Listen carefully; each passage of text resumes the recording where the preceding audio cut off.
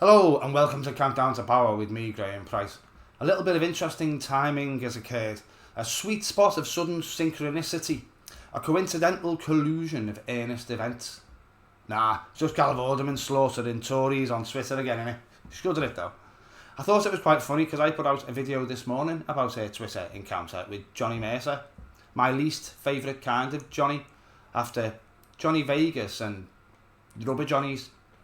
It's rather bizarre though that the Tories, who seem to be mostly comprised of upper class dimwits, genuine idiots, sex pests and people who personify incompetence and ineffectualness, seem to think that they can take on a woman who is genuinely considered a national treasure and especially known for being intelligent and good with numbers. That hasn't stopped the latest bellend from stepping up for a slapping though, and it's not even an MP this time, it's one of those ludicrous lords that was given a peerage by the most dishonourable, dishonest and disgraced Prime Minister of all time, Ballbag Johnson, in 2022. His name is the Right Honourable Lord Bailey of Paddington. But just before we have a look at him, just a quick interjection, I won't keep you long.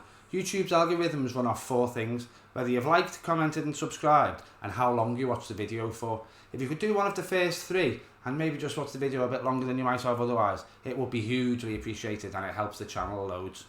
Thank you.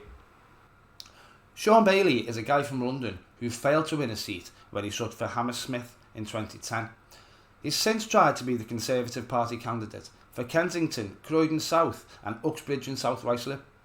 He's failed every time, but the Tories let him stand as an MP for Lewisham West and Penge in 2017, but he failed there as well. But as we know, Tories mostly fall upwards, and all failure is someone else's fault. So Boris put him on his honours list anyway, and he got a peerage in 2022 for life, for standing by the most dishonest Prime Minister in history. I could go off on one there, just thinking about Boris fucking Johnson annoys me. Useless bag of faff and drivel. Anyway, what has Lord Bailey said to Carol Vorderman on Twitter? Well, just for a bit of context here, Carol Vorderman, like myself, and hopefully like you, doesn't fall in line with this veneer of pretence behind which our media portrays the Conservative Party as a normal, respectable political force.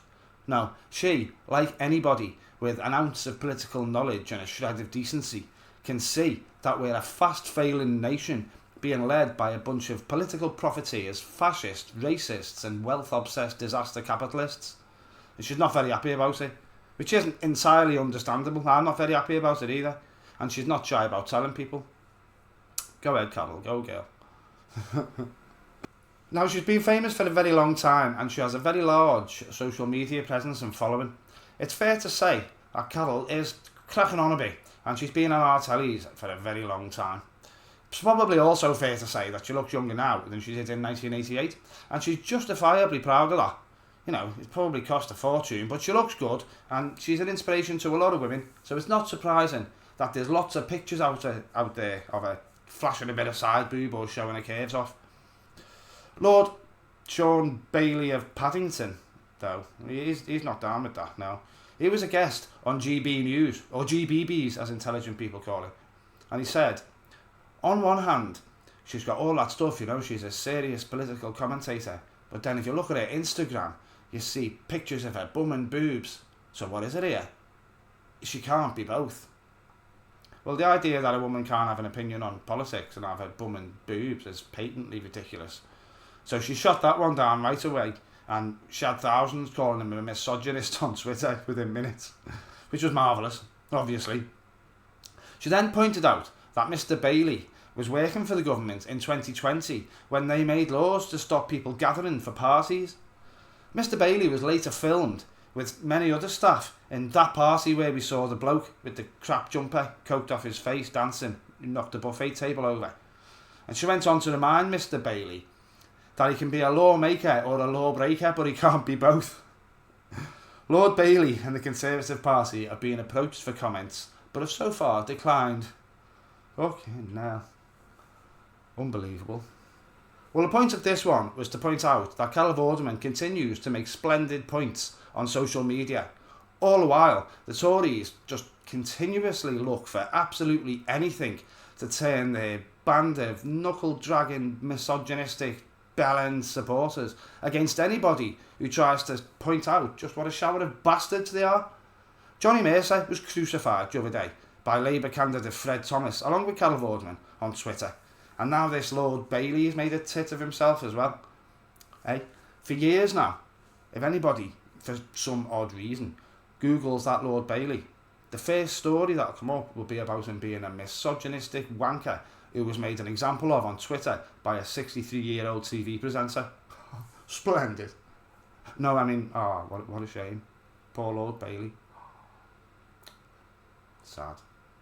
Never mind. I just wanted to make a little short one anyway, because I've always liked Carol Vorderman, and she's knocking it out the bag lately. She's coming out with some cracking things. I don't imagine she'd have much trouble knocking a Tory out of this seat if she stood in the general election.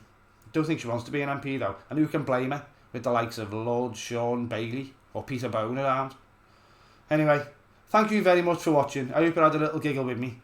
If you did, please consider subscribing. If you look in the description box below, you'll find links to my Patreon and me socials and things like that. Countdown to power, eh? If they keep allowing idiots like Johnny Bloody Mercer and Lord Sean Bailey to spew nonsense all over Twitter every few days, it'll be a quicker countdown than we think.